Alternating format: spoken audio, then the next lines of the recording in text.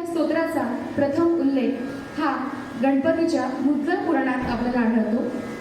तसेच या स्तोत्राची निर्मिती श्री आदि शंकराचार्यांनी केलेली आहे।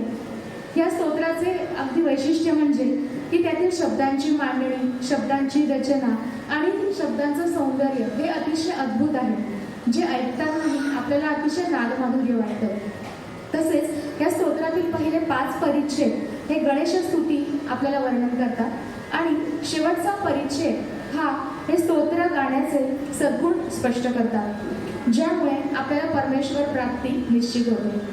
सादर करतायत कस्तुरी दीक्षित आणि भार्गवी शास्त्री। ऐकूया श्री पंचरत्न स्तोत्र।